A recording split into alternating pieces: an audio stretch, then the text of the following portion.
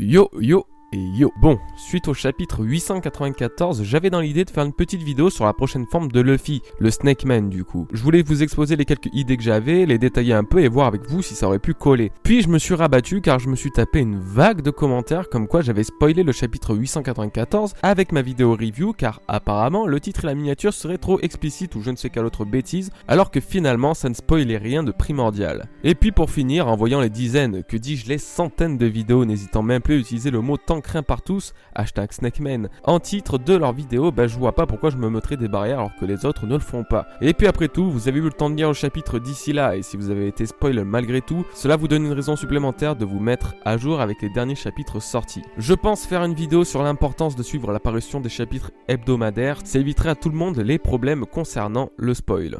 Bref, revenons-en à nos moutons, enfin notre serpent du coup car c'est le nouveau gear de Luffy, le Snake Man, qui sera à l'honneur dans cette petite vidéo. J'espère d'ailleurs que personne n'a pensé à la même chose que moi vu que je n'ai regardé aucune vidéo de youtubeur traitant le sujet du Snake Man, donc on va croiser les doigts. Alors cette transformation fait beaucoup de bruit, et pour cause, c'est la première en rapport avec le monde animal. Normalement, il s'agit des techniques basiques de Luffy qui font référence à divers animaux, comme le King Kong Gun, le Eagle Bazooka, le Grizzly Magnum, ou même le Snake Shot dont je vais remettre sur le tapis un peu plus tard.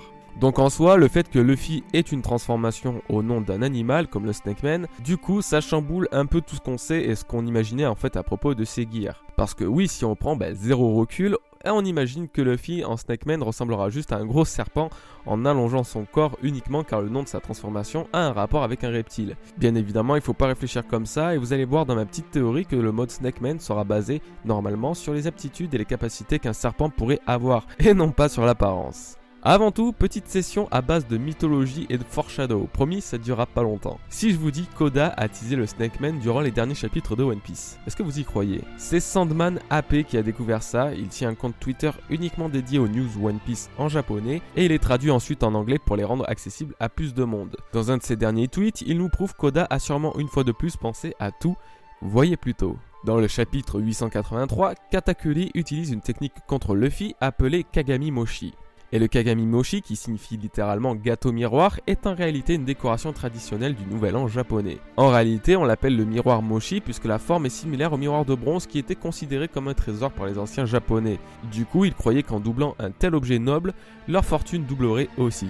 Pas folle la guêpe. Mais ce qui est intéressant, c'est qu'il est également dit par certains chercheurs du folklore que la forme du miroir Moshi est basée sur des serpentines sacrées. Du coup, Luffy en Snake Man se battant contre un mec en Moshi dans le monde des miroirs n'est sûrement pas qu'une coïncidence. Ça n'apporte rien à la théorie, on est d'accord, mais j'ai trouvé le rapport entre les éléments tellement cool que j'ai directement voulu vous la proposer dans cette vidéo.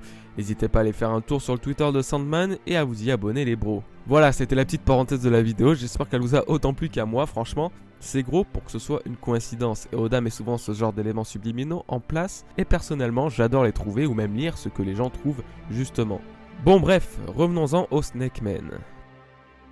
J'ai plusieurs idées en tête, certaines que je préfère et qui me semblent réellement probables, et d'autres un peu plus farfelues, donc je vais toutes vous les citer et vous pourrez ainsi décider de ce qui vous semble le plus cohérent et évident. Déjà, je vais rester fidèle à mes premiers propos et penser que ce gear sera axé sur la vitesse. J'en avais parlé durant ma grosse théorie sur l'éveil de Luffy, je disais qu'un énorme boost de vitesse conféré par un nouveau gear pourrait lui permettre de prendre le dessus sur Katakuri, en l'assénant de coups si rapides que même en voyant le futur, il lui serait impossible de tous les éviter. Je pense toujours que ça pourrait être une très bonne façon de le combattre, mais encore mieux, je suis persuadé que Luffy se basera essentiellement sur l'art martial du serpent pour combattre. Cet art martial a pour but d'imiter la tête du serpent avec les mains et de frapper précisément et rapidement les points vitaux de l'ennemi pour le neutraliser. Vous devez sans aucun doute connaître cet art martial si vous avez regardé au moins une fois un film de combat asiatique. Dans le cas échéant, je suis sûr que ce style de combat vous rappellera le style de combat de Zeno Zoldyck, le grand-père de Killua dans Hunter x Hunter.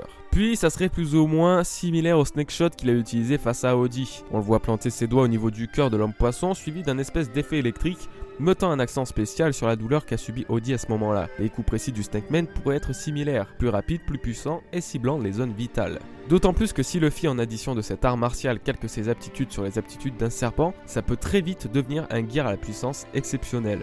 Il faut savoir que le serpent a le temps d'attaque le plus rapide de tous les animaux. Il peut réagir et mordre sa proie en l'espace de 50 millisecondes, ce qui est 4 fois plus rapide qu'un clin d'œil humain qui dure en moyenne 220 millisecondes d'après le site Science et Avenir. Quelle que soit sa capacité à prévoir le futur, Katakuri ne peut éviter des coups si rapides et c'est exactement ce à quoi je faisais allusion récemment dans ma théorie. Encore mieux, le serpent a un don pour sentir l'environnement, il est particulièrement sensible à tout ce qui l'entoure. Une fois de plus, ça pourrait particulièrement coller à Luffy qui serait en mesure d'éviter grâce à son instinct les coups que pourrait lui porter son adversaire. Et là, une fois de plus, ça fait écho à ce que je disais durant ma review du dernier chapitre. L'instinct de Luffy est déjà parfaitement aiguisé car face à Ener, durant l'arc de Skypiea, il n'a eu aucun mal à esquiver tous les coups de trident que le dieu tentait de lui asséner. Certes, c'est une technique relativement dangereuse car il ne pouvait qu'esquiver instinctivement les coups d'Ener sans contre-attaquer, mais je pense que c'est l'un des éléments primordiaux de cette théorie. D'ailleurs, une fois de plus durant ma review, j'avais émis l'hypothèse que Thunder Sonia pourrait être l'exemple de ce que Luffy fera en Snake Man. En effet, elle a été capable d'esquiver tous les coups de Gatling Gun de Luffy en glissant entre ses attaques.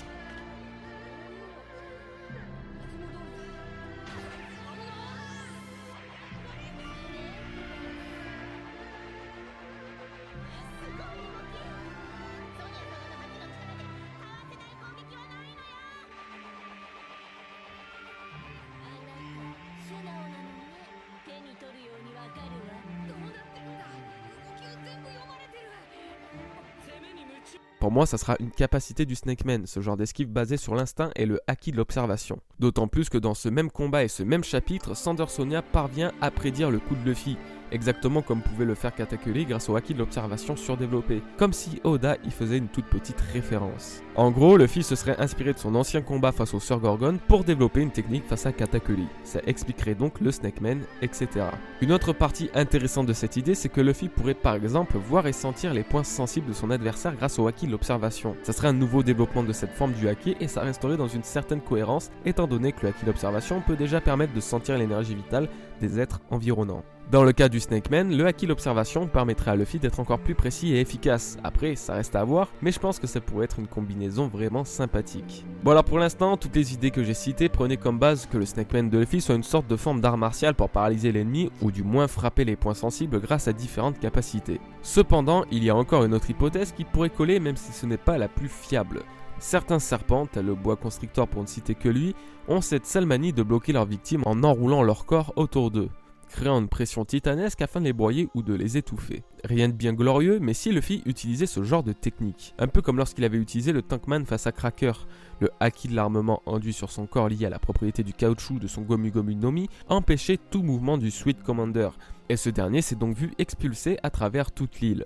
Imaginons que Luffy réitère ce genre de technique, qu'il utilise le haki de l'armement lié à son Gomu Gomu no Mi pour bloquer les mouvements de Katakuri. Pris dans l'étreinte de Luffy, ce dernier ne pourrait absolument rien faire, ni frapper, ni utiliser son haki de l'observation dont il est si fier. Par contre, il y a un gros défaut à ce genre de technique, c'est la vulnérabilité de Luffy. En effet, même s'il réduit les mouvements et donc les attaques de son adversaire, il peut toujours être sensible aux attaques extérieures. Puis en termes de rendu visuel, qui est quand même l'un des facteurs primordiaux des transformations, ça serait peut-être pas si ouf que ça. Donc non, personnellement, je vais rester sur ma première idée. D'ailleurs, je me demande bien comment Oda pourrait faire quelque chose de différent que ce que j'ai expliqué. Enfin, ça serait malgré tout excellent qu'il nous sorte quelque chose que personne n'a pu prévoir et qu'on soit tous sur le cul.